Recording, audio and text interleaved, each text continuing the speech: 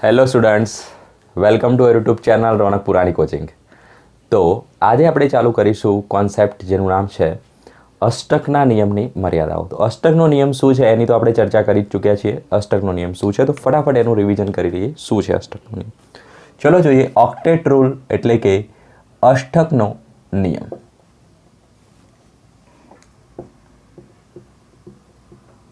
શું છે?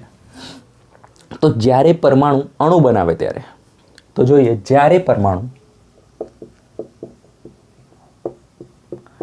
પરમાણુ એક અથવા વધુ પરમાણુ સાથે, બરાબર, અણુ બનાવવા માટે એક જ પરમાણુની જરૂર હોય એવું જરૂરી નથી. બે પરમાણુવાળા પણ અણુ હોય, 3-4 પરમાણુને ભેગા થઈને પણ એક અણુ બનાવે.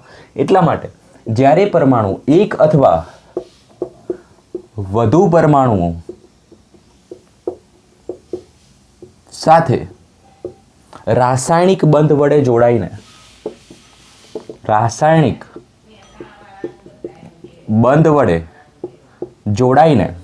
જ્યારે અણુ બનાવે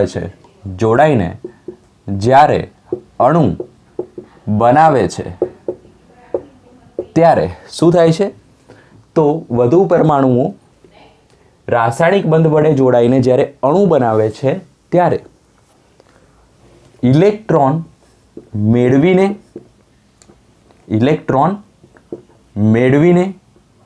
કે ઇલેક્ટ્રોન ગુમાવીને, રાઈટ, ઇલેક્ટ્રોન મેળવે અથવા તો ઇલેક્ટ્રોન ગુમાવે, અથવા શું કરે?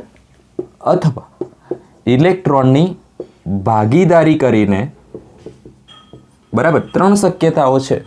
કાં તો ઇલેક્ટ્રોન મેળવશે, ગુમાવશે અથવા તો ભાગીદારી કરશે. ભાગીદારી કરીને બાહ્યતમ કક્ષાનું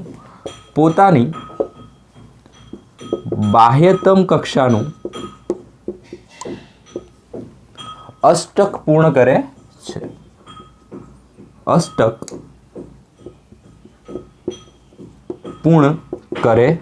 છે. બરાબર. અને નિષ્ક્રિય વાયુ જેવી રચના પ્રાપ્ત કરે છે. કેવી રચના પ્રાપ્ત કરે છે? નિષ્ક્રિય વાયુ જેવી રચના પ્રાપ્ત કરે છે. અને એના કારણે એને શું મળે છે? સ્થાયીતા મળે છે. તો આ નિયમ છે એ શું છે? અષ્ટકનો નિયમ છે. તો એના વિશે આપણે ડિટેલમાં જોઈ જ ગયા છીએ. શું થતું હોય છે? પોતાની જોડે 3, 4 કે 5 કે 6 ઇલેક્ટ્રોન હોય તો એને શું કરવું પડે? 8 પૂરા કરવા પડે બાહ્યતમ કક્ષામાં, બરાબર. તો એ શું કરશે? ઇલેક્ટ્રોન મેળવશે, ગુમાવશે કે ભાગીદારી કરીને એ 8 ઇલેક્ટ્રોન પૂરા કરશે. એને કહેવાય અષ્ટક પૂર્ણ કર્યું. અને બાહ્યતમ કક્ષામાં 8 ઇલેક્ટ્રોન ક્યાં હોય? તો 18મા સમૂહમાં જે નિષ્ક્રિય વાયુઓ છે, બરાબર, helium, neon, argon, krypton, xenon, radon, તો એમના જેવી ઇલેક્ટ્રોન રચના પ્રાપ્ત કરશે. એટલે કે બાહ્યતમ કક્ષામાં થઈ જશે 8 ઇલેક્ટ્રોન પૂર્ણ. ખ્યાલ આવી ગયો? તો એ નિષ્ક્રિય વાયુ જેવી રચના પ્રાપ્ત કરે છે અને એના કારણે એને સ્થાયીતા પ્રાપ્ત થતી હોય છે. ખ્યાલ આવી ગયો? તો આટલી વસ્તુ ઇમ્પોર્ટન્ટ છે અષ્ટકના નિયમમાં. હવે આપણે જોઈએ અષ્ટકના નિયમની મર્યાદાઓ શું છે.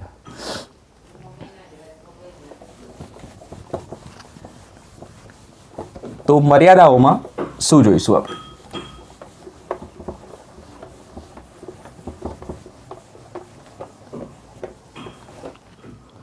તો ફટાફટ 3 મર્યાદાઓ છે એ જોઈ લઈએ. પહેલી મર્યાદા જો જે છે અપૂર્ણ અષ્ટક. શું છે? અપૂર્ણ અષ્ટક. તો આવું ક્યારે જોવા મળે છે? તો જ્યારે પરમાણુની બાહ્યતમ કક્ષામાં કેટલા ઇલેક્ટ્રોન હોય? 4 થી ઓછા ઇલેક્ટ્રોન હોય. ખાસ યાદ રાખજો, પરમાણુની બાહ્યતમ કક્ષામાં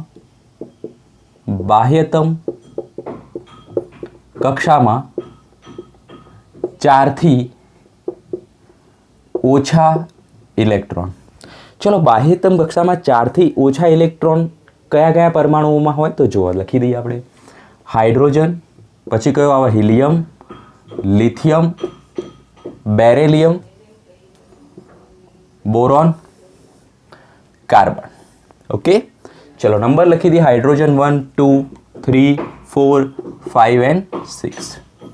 ઇલેક્ટ્રોન રચના લખાવો. 1s2 હાઇડ્રોજન માટે, 1s1 હિલિયમ માટે, 1s2 લિથિયમ માટે, 1s2 2s1, 4 electron 1s2 2s2, 1s2 2s2 2p1 and carbon માટે 1s2 2s2 2p2.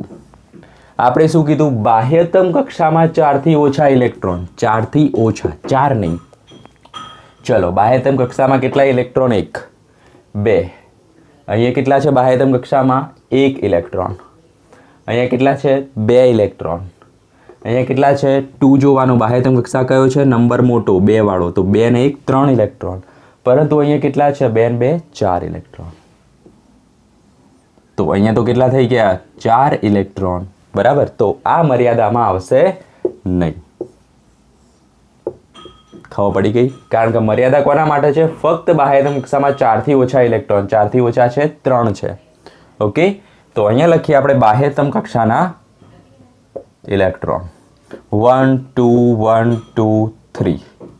ઓકે, તો આના માટે આ મર્યાદા લાગુ પડે છે ને. એવા કેટલાક અણુઓ જોઈએ એટલે વધુ ખ્યાલ આવશે.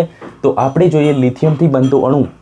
બરાબર. લિથિયમની બાહ્યતમ કક્ષામાં કેટલા ઇલેક્ટ્રોન છે? 1 ઇલેક્ટ્રોન. તો એ બીજા એક જ પરમાણુ સાથે જોડાશે. આવી ટ્રીકો યાદ રાખો તો વધુ ખ્યાલ આવશે. તો લિથિયમનું ઉદાહરણ જોઈએ Li. ચલો કોઈ બી લખી દઈએ, LiCl લખી દઈએ. રચના બનાવવાનો ટ્રાય કરીએ તો લિથિયમ આવશે મધ્યસ્થ પરમાણુ તરીકે. બરાબર. લિથિયમની બાહ્યતમ કક્ષામાં કેટલા ઇલેક્ટ્રોન છે? 1 ઇલેક્ટ્રોન, 1s2 2s1. તો આ થઈ ગયો લિથિયમનો ઇલેક્ટ્રોન. Clની બાહ્યતમ કક્ષામાં કેટલા ઇલેક્ટ્રોન છે? તો એમાં છે 7 ઇલેક્ટ્રોન. 1 2 3 4 5 6 અને 7. ચલો ચોકડીથી બતાવી દઈએ. ઓકે, તો આ બંને શું કરશે? હવે ભાગીદારી કરશે અને શું બનાવશે? બંધ બનાવશે. તો આ થઈ ગયું એનું લુઈસ ડોટ સ્ટ્રક્ચર. હવે જુઓ લિથિયમ જોડે કેટલા ઇલેક્ટ્રોન થયા? 2. પરંતુ અષ્ટકનો નિયમ આપણને શું કહે છે? પરમાણુ જોડે 8 ઇલેક્ટ્રોન પૂર્ણ થવા જોઈએ જ્યારે એ બંધ બનાવે ત્યારે. અહીંયા થયા? ના થયા. લિથિયમ જોડે 2 જ ઇલેક્ટ્રોન છે, ક્લોરીન જોડે 8 ઇલેક્ટ્રોન છે. લિથિયમ જોડે 8 થવા જોઈએ હતા, થયા નહીં. એટલે આને કેવું કહેવાય? અષ્ટક અપૂર્ણ છે, અપૂર્ણ અષ્ટક. ખ્યાલ આવી ગયો? તો એ જ રીતે આપણે બીજા પણ ઉદાહરણ લઈ શકીએ. લિથિયમ H લઈ શકો. બરાબર, સેમ વસ્તુ થશે. Beનું એક ઉદાહરણ લઈ લઈએ. Be. તો Beની બાહ્યતમ કક્ષામાં 2 ઇલેક્ટ્રોન છે, તો એ 2 પરમાણુ સાથે જોડાશે. લખી દઈએ આપણે BeCl2. Okay, BeCl2. ઓકે, કેવું અષ્ટક પૂર્ણ થશે? Be. બાહ્યતમ કક્ષામાં કેટલા ઇલેક્ટ્રોન? 2 electron, 1 electron 1 electron. અહીંયા ક્લોરીનની બાહ્યતમ કક્ષામાં કેટલા હોય ભાઈ? 7 હોય.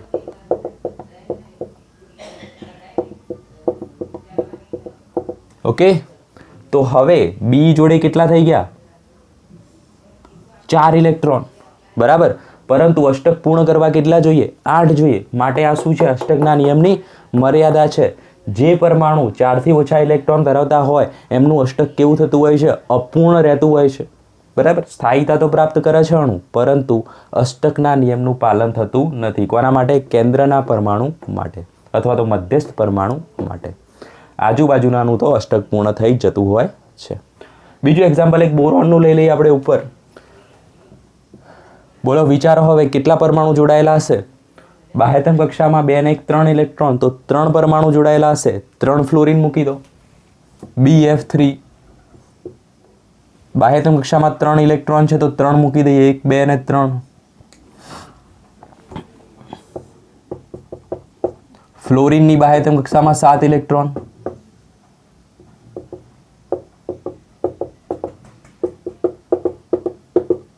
ઓકે, હવે જુઓ કેટલા થયા આની જોડે? 6 ઇલેક્ટ્રોન. બરાબર. બોરોન જોડે કેટલા થયા? 6 ઇલેક્ટ્રોન. અષ્ટક પૂર્ણ થયું નહીં, 8 થવા જોઈતા હતા. તો આને કહેવાય પહેલી મર્યાદા અપૂર્ણ અષ્ટક. બરાબર. બીજા ઘણા બધા એક્ઝામ્પલ તમે લઈ શકો છો. AlCl3 લઈ શકો છો. જાતે ટ્રાય કરજો એમાં શું થાય છે. બરાબર. ચલો, એ આના જેવું જ એક્ઝામ્પલ છે. BF3 જેવું છે, AlCl3. ચલો, તો આ થઈ ગઈ અષ્ટકના નિયમની પહેલી મર્યાદા. બીજી જોઈએ હવે આપણે.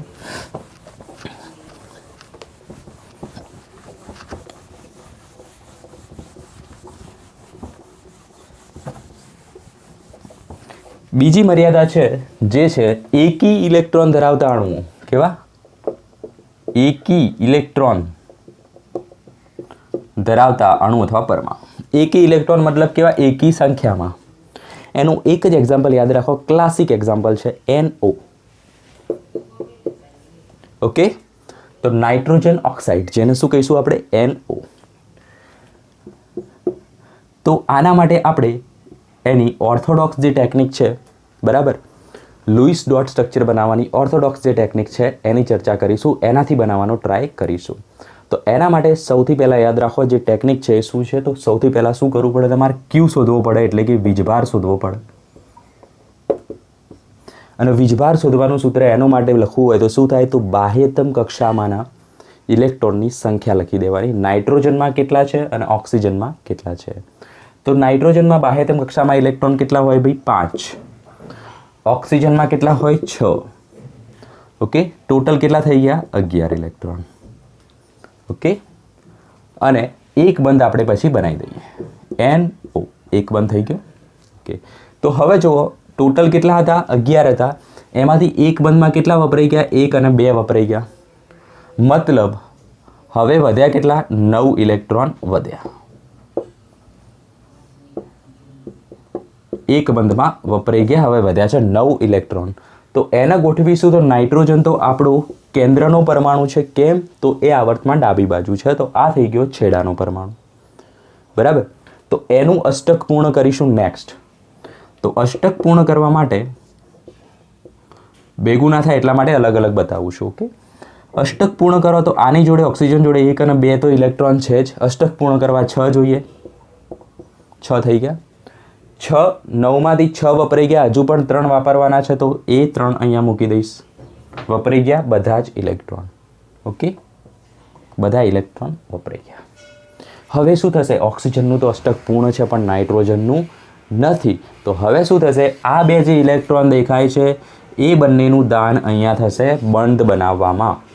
તો શું થશે? NO. આ બંને ઇલેક્ટ્રોન અહીંયા આવી જશે. એક બંધ તો હતો જ, અને 2 ઇલેક્ટ્રોનનું દાન કરે છે. બંધ કેવો બને? સવર્ગ સહસંયોજક બંધ બને. આ બંધની અંદર બંને ઇલેક્ટ્રોન કોના છે? ઓક્સિજનના છે, એટલે સ્ટ્રક્ચર આવું થશે. અને અહીંયા રહેશે 3 ઇલેક્ટ્રોન. તો આ થઈ ગયું એનું સ્ટાન્ડર્ડ સ્ટ્રક્ચર, ફાઇનલ સ્ટ્રક્ચર NOનું. એકી ઇલેક્ટ્રોન ધરાવતા અણુ. નાઇટ્રોજન જોડે કેવો છે? એકી સંખ્યામાં ઇલેક્ટ્રોન છે. દેખાય છે? એકલો અલગ પડેલો છે. તો આ થઈ ગઈ એની સેકન્ડ મર્યાદા. ફટાફટ જોઈ લો શું કર્યું છે આપણે એ. સૌથી પહેલાં શું કરશો? ક્યુ શોધશો, પછી આ રીતે બનાવી દેશો. ક્લિયર? ચલો, થર્ડ મર્યાદા જુઓ, એકદમ ઇઝી છે.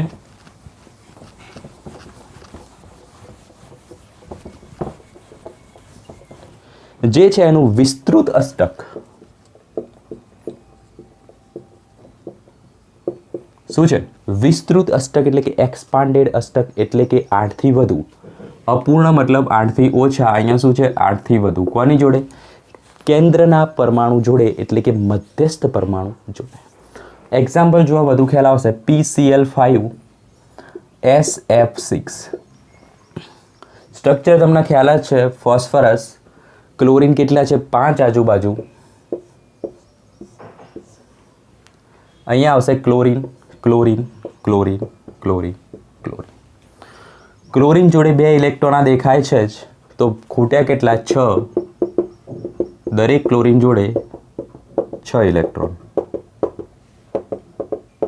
ઓકે, હવે ફોસ્ફરસના ઇલેક્ટ્રોન ગણો કેટલા થયા? 5 બંધ. કેટલા થયા ટોટલ? 5 દુ 10 ઇલેક્ટ્રોન. તો ફોસ્ફરસ જોડે કેટલા ઇલેક્ટ્રોન છે? 10 ઇલેક્ટ્રોન. એટલે કેવું કહેવાય? વિસ્તૃત અષ્ટક. બરાબર. આવા અણુઓમાં ઓક્ટેટનો નિયમ પાલન થતો નથી. કેટલા હોવા જોઈએ? 8 પણ થઈ ગયા. કેટલા? 10. એ જ રીતે SF6માં એનાથી પણ વધારે હશે.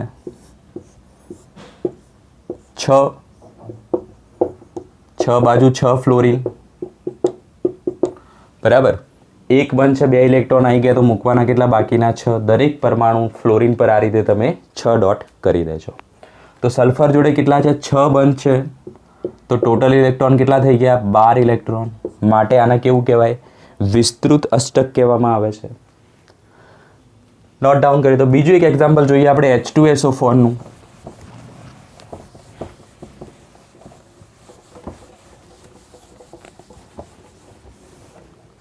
H2SO4. તો આપણે કીધું હતું H2SO4નું સ્ટ્રક્ચર કેવું આવે? S ડબલ બોન્ડ O, એક O, 4 ઓક્સિજન થઈ ગયા. 2 ઓક્સિજન ડબલ બોન્ડવાળા, 1 સિંગલ બોન્ડવાળો જ્યાં હાઇડ્રોજન જોડાય છે. આ ઓક્સિજન જોડે 2 બનશે એટલે 4 ઇલેક્ટ્રોન થયા, બાકીના 4 મૂકી દો ડોટ વડે.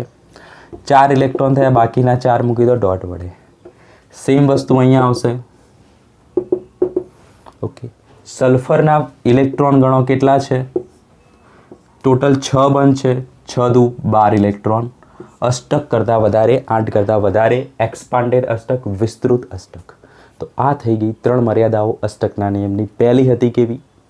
અપૂર્ણ અષ્ટક, મતલબ કેન્દ્રના પરમાણુ જોડે 8થી ઓછા ઇલેક્ટ્રોન. ત્રીજી કઈ છે? વિસ્તૃત અષ્ટક, કેન્દ્રના પરમાણુ જોડે 8થી વધુ ઇલેક્ટ્રોન. અને સેકન્ડ નંબરની હતી એકી ઇલેક્ટ્રોન, જેમાં એક્ઝામ્પલ હતું નાઇટ્રોજન ઓક્સાઇડનું. નાઇટ્રોજન જોડે એકી ઇલેક્ટ્રોન હતો. ઓકે, તો સંપૂર્ણ ક્લિયર થઈ ગયું અષ્ટકના નિયમની મર્યાદાઓ. ઓકે, નેક્સ્ટ વિડીયોમાં મળીએ. Bye. Keep watch, keep learning.